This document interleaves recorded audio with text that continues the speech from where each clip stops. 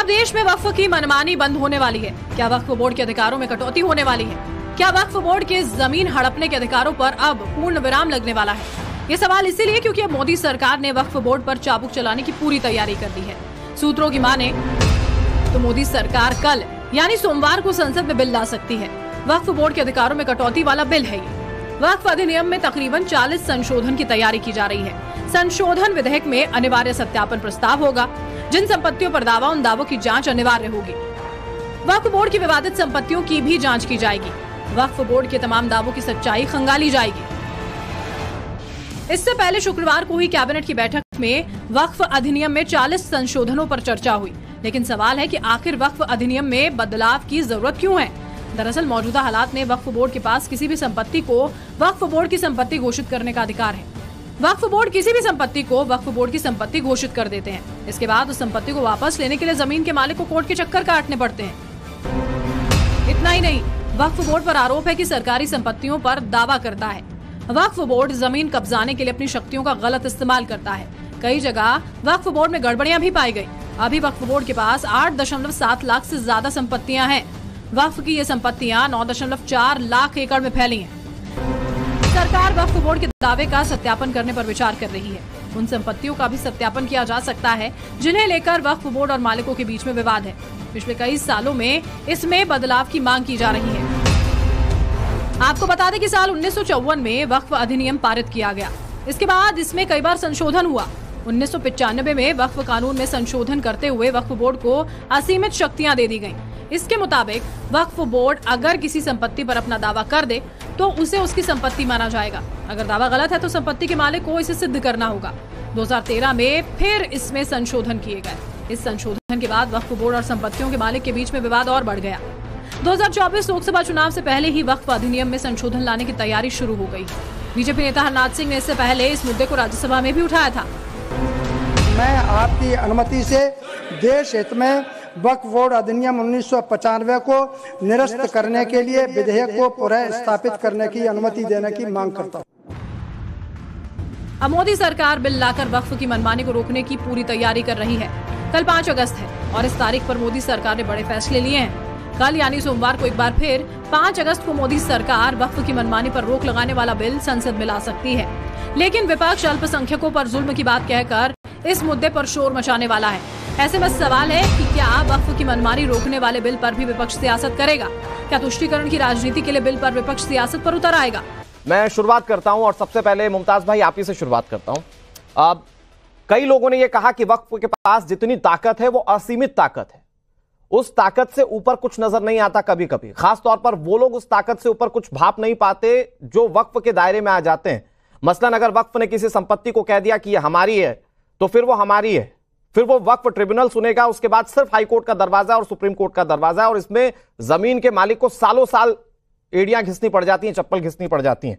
तो सरकार ने कहा कि नहीं, इस तरह की असीमित संपत्तियों को दायरे में रखा जाएगा और हो सकता है कि इसको लेकर संशोधन विधेयक जो है वो सदन के पटल पर लाया जाए। इसे कैसे देखते हैं आप? क्या आप स्वागत करेंगे या इसके विरोध में कोई बात आप कहना चाहते हैं? बहुत बहुत शुक्रिया।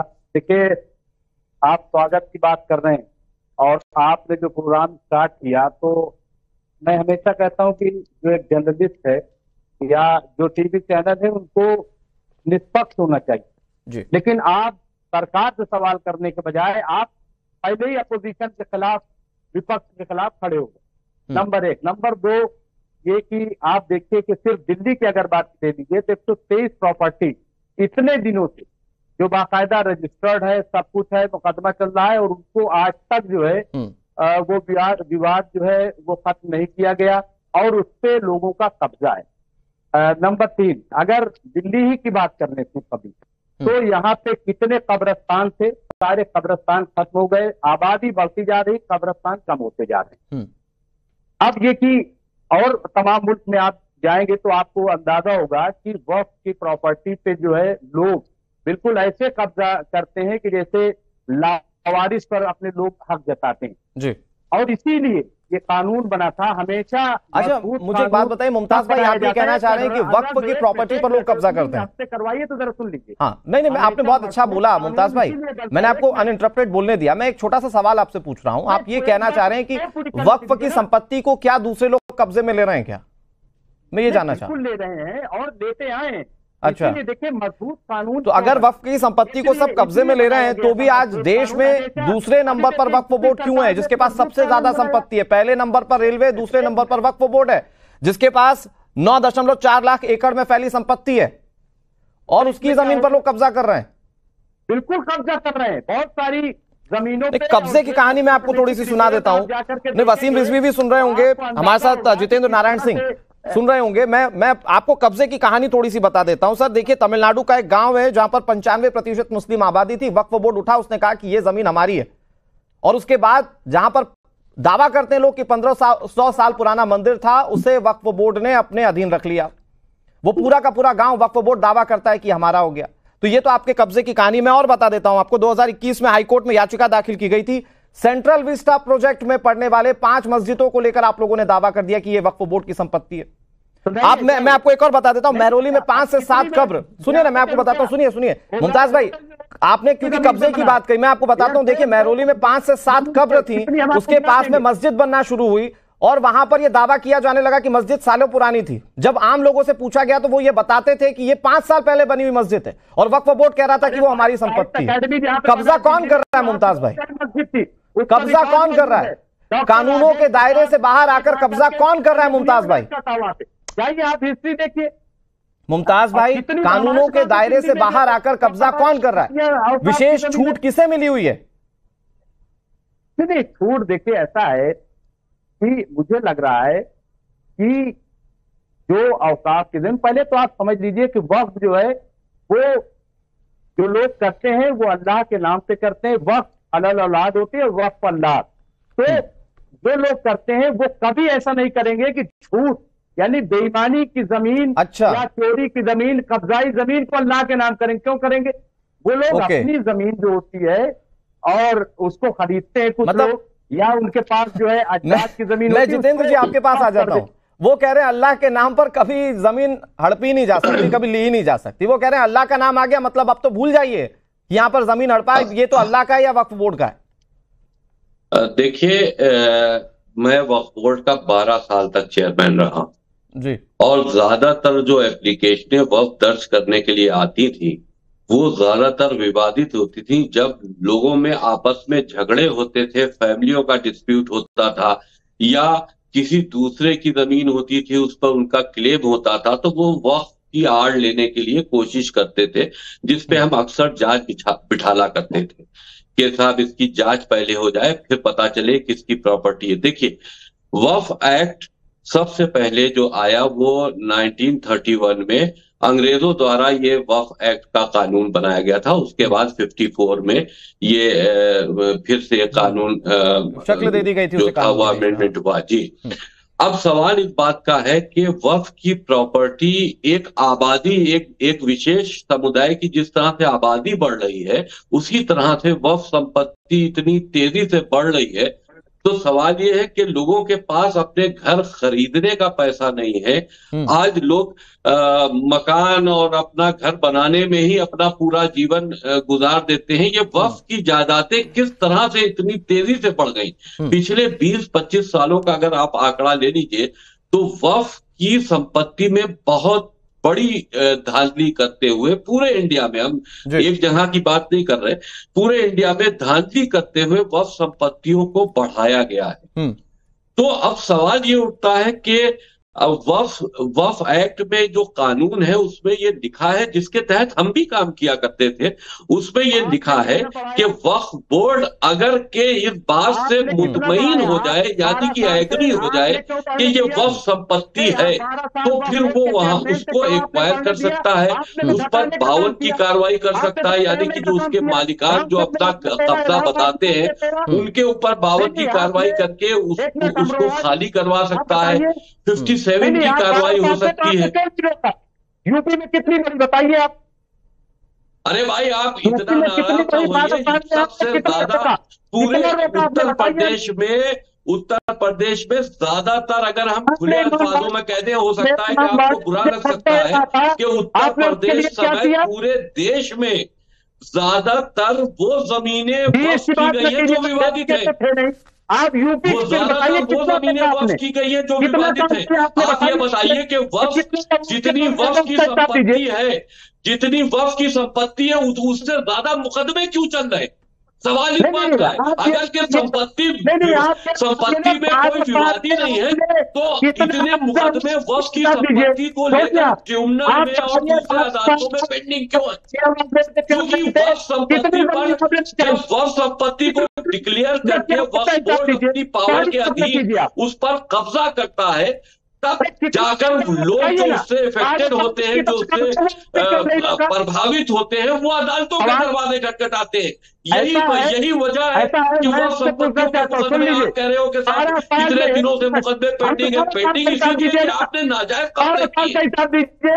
कितना आपने 12 साल में कितना कब्जा किया गया और कितना आपने रोका, क्या कार्रवाई किया, उसका हिसाब दीजिए। 12 साल आपके देखिए, जब मैं बोर्ड का अध्यक्ष था तो मैं उसी कानून के तहत बंधा हुआ था और मैं जो कानून के तहत जितनी काम होते थे मैं करता था। ठीक है, तो सवाल ठीक है जितेंद्र जी, चीजें मेरे, ठीक है जितेंद्र जी, मुमताज भाई और जितेंद्र जी, एक मिनट, हम आपको दिखा सकते हैं कि 12 साल में 12,000 ऐसी है। जितेंद्र जी और मुमताज जी, एक मिनट को दर्ज करने के लिए। ठीक है जितेंद्र सर, मैं फिर आ रहा हूं आपके पास, आपके साथ। मैं चाहता हूं कि मुमताज भाई कुछ चीजों पर क्लियरिटी दें, फिर मैं दूसरे मेहमानों के पास जाऊंगा।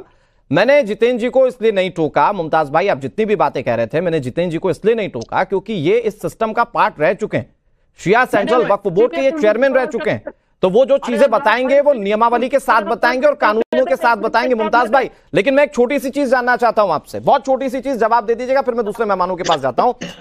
बहुत छोटी सी बात यह कि क्या आप चाहते हैं कि वक्फ के पास इतनी ताकत हो कि उसके जज भी बैठे, ट्रिब्यूनल उसी का, सुनने वाले वही लोग, और जिसकी जमीन पर कब्जा हो वो जाए उसी ट्रिब्यूनल के पास और फिर फैसला उसके फेवर में आए या ना आए वो उसको मानना पड़ेगा, फिर वो जाए हाई कोर्ट का दरवाजा खटखटाने?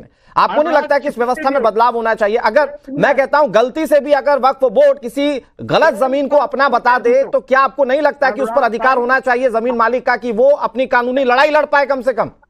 नहीं, मैं आपको बता दूं, आपको एक चीज बता दूं, देखिए ये गुमराह करने वाली बात है। कोई जो है कब्जा नहीं कर रहा है, और जहां तक बढ़ने वाली बात है, मुझे बताइए मुमताज भाई, आजादी के वक्त में वक्फ बोर्ड के पास कितनी जमीन थी और आज के वक्त में कितनी जमीन है? मुमताज साहब, वक्फ बोर्ड की 80% जमीन जो है वो विवादित है। अब क्यों नहीं कर रहा? ठीक है मुमताज जी, आप तो बहुत डेटा की बात करते हैं। मुमताज आलम रिजवी, मुझे बताइए ना कि आजादी के वक्त वक्फ बोर्ड के पास कितनी जमीन थी? 1954 में जब ये एक्ट बना तो आपके पास कितनी जमीन थी वक्फ बोर्ड के पास? और आज जब 2023 तक का डेटा है आप लोगों के पास, तो बताइए कि कितनी जमीन है वक्फ बोर्ड के पास? मुमताज भाई डेटा पर बात कीजिए ना, बताइए ना कितनी जमीन थी आजादी के बाद आप लोगों के पास और आज की डेट में कितनी जमीन है? 60% बढ़ चुकी है मुमताज साहब, 60% बढ़ चुकी है। उसके बाद आजादी के बाद से जब वक्फ बोर्ड का गठन होना शुरू हुआ है, अगर उस रेशो को आप अभी उस रेशो से मिलाइए तो 60% जमीन जो है वो बढ़ चुकी है। ठीक है, नहीं मुमताज भाई आपके पास डेटा नहीं है, ठीक है, आप सिर्फ मुस्लिम अधिकारों पर ही अपनी सारी बातों को रख रहे हैं। ठीक है, बता रहा हूं सिर्फ उत्तर प्रदेश में 60% जो ठीक है। जितेंद्र जी मैं आ रहा हूं आपके पास फिर से, अरविंद जी कुछ कहना चाह रहे हैं, फिर भी उसके बाद लोकेश भाई के पास जाऊंगा, फिर स्वामी चक्रपाणी जी के पास। अरविंद जी प्लीज जल्दी से इंटरवीन कर लीजिए जी। देखिए अनुराग जी, मैं तो केवल इतना कहना चाहता हूं कि इस देश में जो वक्फ बोर्ड है सबसे बड़ा लैंड माफिया है। सेना और रेलवे के बाद सबसे ज्यादा जमीनें इसके पास है, और कांग्रेस सरकार के कृपा से कानून ऐसा बना दिया गया है कि किसी का जमीन वक्फ बोर्ड हड़प ले तो जिसकी जमीन हड़पी गई है उसको सिद्ध करना पड़ेगा कि उसकी जमीन है, और जिस जमीन पे हाथ रख देगा वक्फ बोर्ड उसकी जमीन मानी जाएगी। और मैं कहता हूं कि आपका स्टूडियो जहां पे है, कल को वक्फ बोर्ड कहे कि स्टूडियो की प्रॉपर्टी हमारी है, तो बगल के कोर्ट में आप नहीं जा सकते हैं, आप हाई कोर्ट में नहीं जा सकते हैं, आपको वक्फ बोर्ड में जाना पड़ेगा जहां चेयरमैन भी मुसलमान है, एडवोकेट भी मुसलमान है, जो वहां सांसद होंगे वो भी मुस्लिम है, जो विधायक होंगे वो भी मुस्लिम है, जो स्कॉलर होंगे वो भी मुस्लिम होंगे, और जो वकील होगा वो भी मुस्लिम होगा। यानी चोर भी वही और पुलिस भी वही और जज भी वही। ये कौन सा कानून है? ये वक्फ बोर्ड के सारे संपत्तियों का सर्वे होना चाहिए और ठीक है। और मैं अपने दर्शकों को बताऊं जो सूत्र बता रहे हैं या नहीं है, मैं अपने दर्शकों को बता देता हूं मुमताज भाई, आपके लिए भी जो 40 संशोधन है उसमें सबसे बड़ा क्लॉज सरकार ये ला सकती है कि सारी वक्फ की संपत्तियों का सत्यापन अनिवार्य होगा, जो कि बहुत बड़ी राहत देगा। लेकिन लोकेश भाई, जैसा कि अरविंद जी ने भी जिक्र किया, मैं अरविंद जी आपके पास एक बार फिर से आऊंगा। लोकेश भाई, जैसा कि अरविंद जी ने भी जिक्र किया कि ये जो असीमित शक्ति जिसको आज कमतर करने की बात बोहरा समाज के लोग करते हैं, शिया समुदाय के लोग करते हैं, हिंदू लोग जो पीड़ित हैं वो करते हैं, मतलब बहुत सारे लोगों ने इस बात की संस्तुति की कि वक्फ के जो ताकत है उसमें कमतरी आनी चाहिए, उसको कमजोर किया जाना चाहिए। आरोप लगते हैं कि 2013 में आप ही लोगों ने वो असीमित ताकत दी। मैं अरविंद सिंह जी को थोड़ा करेक्ट करना चाहूंगा। ये जो जिस नियम की बात कर रहे हैं वो सेक्शन 40 है, वक्फ बोर्ड एक्ट 1995। सेक्शन 40 के तहत जो बोर्ड है उसका निर्णय होता है अगर कोई भी प्रॉपर्टी वो वक्फ की है या नहीं, इसका निर्णय लेने का। लेकिन उस 40 सेक्शन में एक प्रावधान है जिसके तहत ट्रिब्यूनल संगठित किए जाते हैं और हर एक राज्य में वक्फ ट्रिब्यूनल एक्ट है, जिसके तहत एक ट्रिब्यूनल बॉडी अगर किसी भी प्रकार का डिस्प्यूट होता है उस तरफ जो है मुद्दा लिया जा सकता है। उसका निर्णय और दूसरी बात अनुराग क्यों नहीं करे, अलग से मुस्लिम ट्रिब्यूनल क्यों करे? लोकेश भाई आप बताइए, जहां पे एडवोकेट भी मुस्लिम होना अनिवार्य है, जज जो चेयरमैन होगा वो भी मुस्लिम होगा, स्कॉलर भी मुस्लिम होगा, जो सांसद वहां मेंबर होगा वो भी मुस्लिम होगा। क्यों सामान्य न्यायालय को अधिकार नहीं दिया जाता? ठीक है लोकेश भाई, आपने क्यों विशेषाधिकार दिया उसको? लोकेश भाई प्लीज अपनी बात रखिए। हाँ अरविंद जी, आप जानते हैं अभी 15 जून 2024, एक महीना पहले महाराष्ट्र में बीजेपी लेड महायुति सरकार ने 10 करोड़ रुपए वक्फ बोर्ड को दिए हैं, महाराष्ट्र वक्फ बोर्ड को। किस चीज के लिए? माइनॉरिटी वेलफेयर के। अगर बीजेपी वाकई में वक्फ विरोधी है, नहीं तो लोकेश भाई आप इसको मिसलीड कर रहे हैं। लोकेश भाई नहीं, अरविंद जी एक मिनट में आ रहा हूं। लोकेश भाई आप मिसलीड कर रहे हैं। देखिए, पैसा देना एक अलग चीज है, अल्पसंख्यकों के उत्थान के लिए पैसा देना एक अलग चीज है, लेकिन असीमित दायरे के साथ जमीन पर कब्जा एक अलग चीज है। आप मुझे बता पाएंगे क्या कि कैसे वक्फ बोर्ड की संपत्ति आजादी के बाद जो बहुत कम थी आज तकरीबन 80% तक बढ़ चुकी, जैसा कि दावा अभी जितेंद्र जी कर रहे हैं? देखिए, अगर कोई भी व्यक्ति अपनी एक जमीन चैरिटी के लिए देना चाहता है तो उसके अरविंद जी आ रहा हूं, या तो उस एक्ट के तहत उसे वक्फ में रजिस्टर करना पड़ेगा या फिर चैरिटी कमिश्नर में रजिस्टर के पास जाके रजिस्टर करना पड़ेगा, जिसे हम ऑफक कहते हैं। और इसके बाद में वह जो जमीन है अगर वह चैरिटी कमिश्नर के पास रजिस्टर कर दी जाती है तो वक्फ में रजिस्टर नहीं। लेकिन लोकेश भाई एक आंकड़ा तो ये कहता है ना कि चैरिटी वाली जमीन पर तो कोई डिस्प्यूट होगा नहीं, लेकिन आज वक्फ के पास जितनी भी जमीनें उसमें से कहीं ज्यादा जमीनें जो हैं आज डिस्प्यूटेबल है, जिसको लेकर मामले चल रहे हैं। और मामला चल कहां रहा है? मामला चल रहा है वक्फ के ट्रिब्यूनल में। मतलब जहां पर, जैसा कि अरविंद जी ने भी बताया कि जहां जज मुस्लिम होगा, जहां वकील मुस्लिम होगा, और उसके बिना आप हाईकोर्ट नहीं जा सकते। और तमाम दूसरे मामलों में जब दीवानी खास का मामला होता है तो आप जाते सिविल कोर्ट में। लेकिन ये एक ऐसी चीज है, वक्फ एक ऐसी चीज है कि अगर उसने कब्जा किया तो आपको जाना पड़ेगा सिर्फ उनके ट्रिब्यूनल। तो आपको नहीं लगता कि इस तरह के चेंजेस होना जरूरी है? लोकेश भाई प्लीज, लोकेश भाई जल्दी से, क्योंकि आप पॉलिटिकल, कल आपको हो सकता है कि अगर संसद के पटल पर बिल आए तो आप लोगों को अपना वक्तव्य रखना पड़े। आप मुझे बताइए क्या चेंजेस होना जरूरी नहीं है? देखिए, संविधान का आर्टिकल 26 एक मूलाधार हक देता है, फंडामेंटल राइट देता है किसी भी रिलीजियस ऑर्गेनाइजेशन को अपने एक प्रॉपर्टी रखने का, उसको मेंटेन करने का और विधि द्वारा जो है उसका अपकीप रखने का।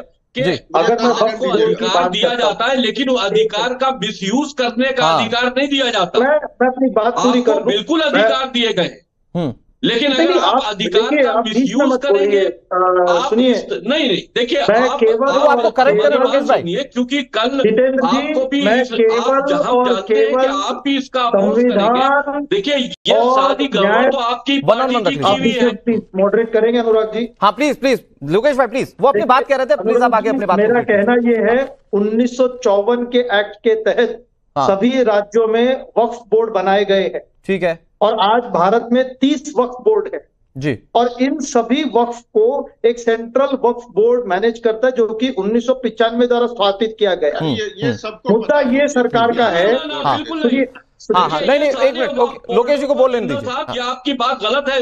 सारे वक्फ बोर्डों को सेंट्रल वक्फ काउंसिल या सेंट्रल वक्फ बोर्ड मैनेज नहीं करता। वक्फ बोर्डों की पावर जो है वो स्वतंत्र पावर है, वो अपने एक्ट के हिसाब से अपनी अपनी स्टेट में खुद फैसला करता है। 1954 के एक्ट के तहत स्टेट वक्फ बोर्ड फॉर्म किए गए थे जितेंद्र जी, और 1995 का जो एक्ट है ये वक्फ बोर्ड को रजिस्ट्रेशन से लेके उसके पावर से लेके अथॉरिटीज को रीडिफाइन करता है। हाँ। और अगर मैं सेंट्रल वक्फ बोर्ड की बात करता हूं, ये सेंट्रल वक्फ बोर्ड उन सभी नहीं, सेंट्रल वक्फ बोर्ड नहीं है जितना साहब, मैं आपको बता दूं, आपकी इंफॉर्मेशन को ठीक कर दूं, सेंट्रल वक्फ बोर्ड नहीं है, सेंट्रल वक्फ काउंसिल है। हाँ, एग्जैक्टली। और उसको सिर्फ पावर इतनी है कि वो वक्फ बोर्डों को अपनी राय दे सकता है, कोई कार्रवाई नहीं कर सकता। जितेंद्र जी एक मिनट, लोकेश जी को पूरा कर लेने दीजिए। लोकेश जी प्लीज जल्दी से। अनुराग जी मेरा कहना यह है कि इस मुद्दे के अंदर पहले ही 1995 के तहत एक ट्रिब्यूनल का प्रावधान है। सरकार उस ट्रिब्यूनल को सशक्त कर सकती है, उस ट्रिब्यूनल को और ज्यादा पोटेंट कर सकती है, लेकिन उसका राजनीतिकरण करके नहीं। लोकेश जी मुझे तो ये समझाइए ना। लोकेश जी एक मिनट, लोकेश जी जितने भी दर्शक देख रहे हैं, इसमें एक बात ये उठती है कि वक्फ एक्ट के ऊपर वक्फ ट्रिब्यूनल क्यों? सिविल अदालतों में ये मुद्दे क्यों नहीं जाएंगे? एग्जैक्टली, मैं भी यही सवाल पूछ रहा हूं कि लोकेश जी अगर तो कोई व्यक्ति अपने जमीनी विवाद को लेकर जाएगा तो वो सिविल कोर्ट में जाएगा ना। यहां पर अगर ट्रिब्यूनल, और उसका भी क्लॉज क्या है, मैं बार बार कह रहा हूं ना, बार बार इसको हम इंडोर्स करें कि उसका क्लॉज ये है कि वहां पर जज मुस्लिम होगा, वहां पर सारे लोग जो होंगे वो मुस्लिम होंगे। मान लीजिए कि किसी हिंदू से डिस्प्यूट हो जाए तो उसके पक्ष रखने वाला कोई नहीं होगा। दिल्ली की उसकी मुकदमा कहां चला, बताया जाए। हाँ, एक मिनट मुमताज भाई।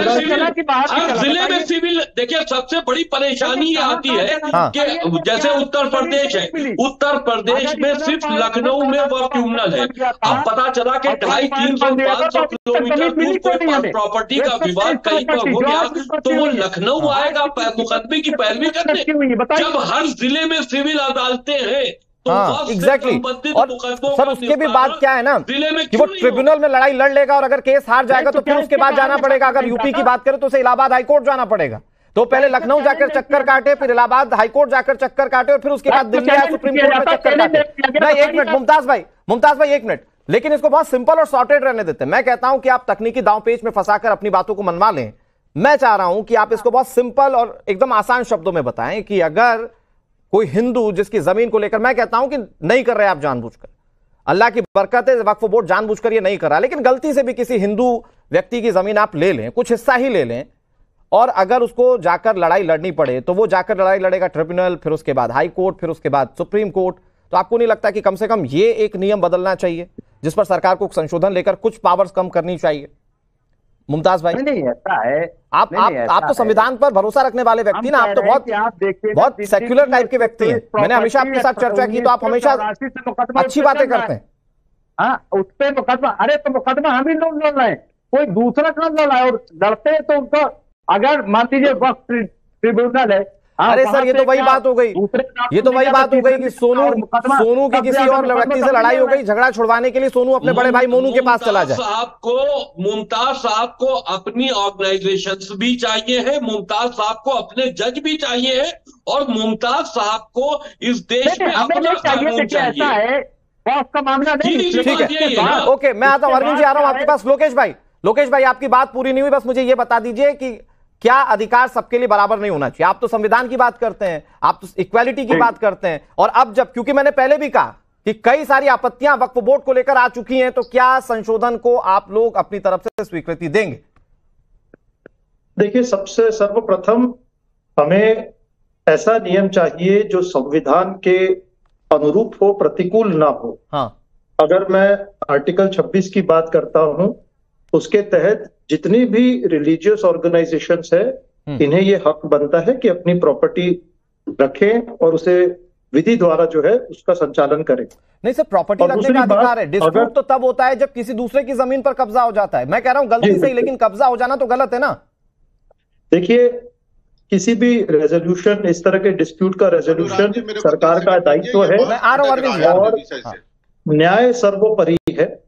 तो लोकेश भाई ठीक है, आप सारी बात कह रहे हैं, न्याय सर्वोपरि है। मैं कह रहा हूं कि अरे किसी की जमीन पर गलत कब्जा कर लें, आप कह रहे हैं ना कि सब संविधान सम्मत होना चाहिए। मान लीजिए एक हिंदू और दूसरे हिंदू के बीच में लड़ाई हो जाए तो वो जाएंगे सिविल कोर्ट, ठीक है, इस पर सिविल कोर्ट में जाकर दीवानी खास का मुकदमा लड़ेंगे, जो होगा मामला उसके बाद हो सकता है वो अगर संतुष्ट नहीं है तो आगे चले जाएं। लेकिन यहां पर क्या होता है, अगर वक्फ बोर्ड ने कह दिया कि आपके घर पर कब्जा करना है, आपकी संपत्ति वक्फ के अंदर आती है, तो आपको जाना पड़ेगा ट्रिब्यूनल में। नहीं है क्या अनुराग भाई? हाँ, वो हिंदुस्तान का हिस्सा नहीं है। औकाफ जो है, तो जो जिस व्यक्ति की जमीन पर कब्जा हुआ वो क्या हिंदुस्तान का हिस्सा नहीं है क्या मुमताज भाई? कि यहाँ पर कानून भी हमारा, अदालतें भी ठीक है। हमारी। अरे भाई अदालत, लोकेश भाई हिंदुस्तान का हिस्सा नहीं है। लोकेश भाई मुझे ये जो डिसिमिलरिटी इस पर बात करनी है, फिर मैं चक्रपाणी जी महाराज के पास जाऊंगा। लोकेश भाई ये जो डिसिमिलरिटी इस पर बताइए ना, संशोधन की जरूरत लगती है कि नहीं लगती है? और हमें देखिए ट्रिब्यूनल संविधान के तहत बनाए ना, ठीक है, संपत्तियां अगर क्या अनुराग जी आपकी वह संपत्ति है और अगर गैर मुसलमानों की वह संपत्ति के आपका जो जाल है उसमें गैर मुसलमानों की संपत्ति फंस गई तो उसको कैसे बचाया जाएगा? आप ये तो कानून भी। ठीक है लोकेश जी 10 सेकंड, लोकेश जी 10 सेकंड आपके पास, फिर मैं चक्रपाणी जी महाराज के पास जा रहा हूं। अनुराग जी मैं केवल यही कहना चाहूंगा कि वक्फ ट्रिब्यूनल एक सिविल कोर्ट की तरह कार्य करता है। सिविल प्रोसीजर कोड के अंतर्गत उसे अपना कार्य करना पड़ता है और सर वो सिविल कोर्ट की तरह ताकत रखता है, काम वैसा करता है, इस बात को आप कैसे कह सकते हैं? वहां पर तो जज भी मुस्लिम है, वहां पर वकील भी मुस्लिम है। जहां तक बात कर रहे हैं वो मुझे मालूम है ट्रिब्यूनल वक्फ एक्ट में दिए गए परिविधानों के अंतर्गत ही काम करता है। हाँ, उससे बाहर काम नहीं करता ट्रिब्यूनल। ठीक है, सिविल प्रोसीजर कोड 1908, ठीक है Arvind ji, civil procedure code 1908 वक्फ ट्रिब्यूनल पर भी लागू है। ठीक है, ओके अरविंद जी बहुत जल्दी से, स्वामी चक्रपाणी जी बहुत देर से सुन रहे हैं, प्लीज अरविंद जी जल्दी से। जिसकी संपत्ति है उसके पास रहे, लेकिन नियम और कानून सबके लिए एक होना चाहिए। हिंदू संस्थाएं यदि सिविल कोर्ट में जाती हैं तो वक्फ बोर्ड को सिविल कोर्ट में जाने में क्या दिक्कत है? किसी को विशेषाधिकार नहीं मिलना चाहिए। ये संविधान के मूलभूत कानूनों का मूलभूत जो अधिकार है संविधान प्रदत्त, उसका उल्लंघन है। लेकिन अनुराग जी आप बार बार हमारे कांग्रेस के मित्र से पूछ रहे हैं, कांग्रेस इस देश में विशेषाधिकारीकरण की जर्नी है। आप बताइए 2014 के इलेक्शन के ठीक एक दिन पहले, 2014 के आम चुनाव घोषित होने के एक दिन पहले कांग्रेस ने 123 संपत्तियों को वक्त के नाम कर दिया। इससे बड़ा मुस्लिम तुष्टीकरण का उदाहरण आपको क्या मिलेगा? ठीक है लोकेश भाई मैं आ रहा हूं आपके पास। चक्रपाणी जी महाराज बहुत देर से सुन रहे हैं। ओके चक्रपाणी जी महाराज मैं आपके पास आता हूं। सर महाराज जी मुझे ये बताइए, क्योंकि यहां पर हो रही है बात इस बात की कि किसी के पास धार्मिक ताकत है तो उसका इस्तेमाल वो वैसे करेगा। एक वक्त पे तो मुमताज भाई ने कह दिया कि अल्लाह की बरकत है, अल्लाह का जिस पर हाथ हो वो ऐसा कर ही नहीं सकता कि दूसरों की संपत्ति पर जबरदस्ती वो कब्जा कर ले। लेकिन मैं आपके धर्म के हिसाब से समझना चाहता हूं, बतौर हिंदू धर्मगुरु आप मुझे बताइए कि क्या आप लोगों के पास इतनी असीमित ताकत है? जब आप लोग किसी डिस्प्यूट में फंस जाते हैं तो आप लोगों के राइट्स कैसे हैं? नहीं अनुराग जी, हमें तो इस बात से आश्चर्य हो रहा है कि 1931 में जो अंग्रेजों के समय वक्फ बोर्ड बना, जब देश का विभाजन हो गया, पाकिस्तान हो गया, तो इस वक्फ बोर्ड को भी पाकिस्तान भेज देना चाहिए था। भाई एक तो भूभाग ले लिया, और जब पूरे 56 देशों में, चाहे पाकिस्तान में हिंदू बोर्ड नहीं है, बांग्लादेश में हिंदू बोर्ड नहीं है, 56 देशों में हिंदू बोर्ड नहीं है, तो हिंदुस्तान में वक्फ बोर्ड बना के इसको भस्मासुर की जो पावर दे दी गई है, ताकत दे दिया कांग्रेस ने। आज हमारे हजारों साल पुराने मंदिर पे हाथ रख देता है, कहता है मेरा है, आश्रमों पे, और हिंदुस्तान में जाके गजवा हिंद की योजना चला रहे। कहीं आपने सुना इसको कि कहीं आपदा आई तो इसने सहयोग किया? देश के योगदान, देश के प्रगति में कोई योगदान नहीं, उल्टे जो है सरकारें प्रदेश की पैसे उसको देती है। जो सरकारें आती है मुस्लिम तुष्टीकरण करने में वक्फ बोर्ड को अनेक पैसे आवंटित करती है, देता है। हिंदुस्तान में वक्फ बोर्ड के माध्यम से गजवा हिंद चलाया जा रहा, गजवा हिंद चलाने का प्रयास किया जा रहा है। भाई बीच में क्यों बोल रहे हैं? मुमताज जी मैं आपके बीच में नहीं बोल रहा था, पूरे समय में आप लोगों को खा लिए। हम जब बोल रहे हैं हिंदुस्तान में रह के आप हिंदुओं को नहीं बोलने दोगे? आप पूरे चाहते हो कि एक तरफ तो ले भी लिया आप मुस्लिम देश, दूसरे यहाँ भी इस्लामीकरण करके हिंदुस्तान को भी गुलाम बनाना चाहते हो, तो ये तो इसका रजिस्ट्रेशन बिल्कुल समाप्त होना चाहिए। मेरा केंद्र सरकार से आग्रह है, निवेदन है कि वक्फ बोर्ड की मान्यता, और जो जितना हिंदुस्तान की जमीन कब्जा किया है वो सभी हिंदुओं में वितरित होना चाहिए। वहां पे सार्वजनिक उपक्रम होने चाहिए, वहां गरीबों को बसाया जाना चाहिए। तमाम यहाँ पे लोगों को छत नहीं मिल रहा है और वक्फ बोर्ड लगा हुआ है। महाराज जी हमारे साथ जितेंद्र नारायण सिंह हैं, जो शिया सेंट्रल वक्फ बोर्ड के सदस्य रह चुके हैं, चेयरमैन रह चुके हैं। मैं एक छोटी सी बात जितेंद्र जी आपसे 10 सेकंड में समझता हूं, लोकेश भाई इसके बाद आऊंगा। जितेंद्र जी एक छोटी सी बात समझता हूं आपसे, क्या इससे परेशानियां सिर्फ हिंदुओं को हुई है या मुस्लिमों ने, क्योंकि आप सिस्टम का हिस्सा रहे, हो सकता है आपके पास भी शिकायतें आई हो, क्या कभी ऐसा भी हुआ कि मुस्लिम लोगों ने भी इस वक्फ बोर्ड की ज्यादती के बारे में बात कही हो या आवाज उठाई हो? आपका आवाज हमको प्रॉपर नहीं आ रही। ज्यादती के बारे में किस तरह की आवाज उठाने की बात कर रहे हैं आप? मैं ये पूछ रहा हूं कि कई बार हमने ये भी खबरें देखी कि मुस्लिम जो प्रबुद्ध जन थे उन्होंने ये कहा कि वक्फ बोर्ड की जो ताकत है उसको सीमित करना चाहिए। क्या इस तरह की आवाज आप लोगों तक पहुंची है कभी? देखिए, वक्फ बोर्ड की ताकत सीमित होनी चाहिए, ऐसी आवाजें बहुत बार उठी हैं। क्योंकि जो भी पीड़ित है, हमने बहुत से ऐसे हिंदू परिवारों को देखा जो हमारे वक्फ बोर्ड के चक्कर काटते थे, और उत्तर प्रदेश में बहुत सी संपत्तियां ऐसी हैं जो कि वाकई हिंदुओं की, मैंने उसमें कई जगह पर उनको रिलीफ भी दिया है, लेकिन फिर भी कानून के हाथ दायरे में बंधे होते हैं। कई जगह हम सीधे रिलीफ नहीं दे सकते तो हम अदालतों के ऊपर छोड़ देते हैं, लेकिन बहुत सी संपत्ति ऐसी है कि जिसमें हम उसको लेकर सरकार जब सोच रही है, बताइए, जब समानता की बात को लेकर सब सहमत होते हैं, तो यहां पर यह डिसिमिलैरिटी क्यों? सरकार कह रही है कि उस ताकत को कम किया जा सकता है जो कि कानूनी दायरे में है, तो सरकार अगर कदम उठाए तो उस पर विरोध का क्या तुक बनता है?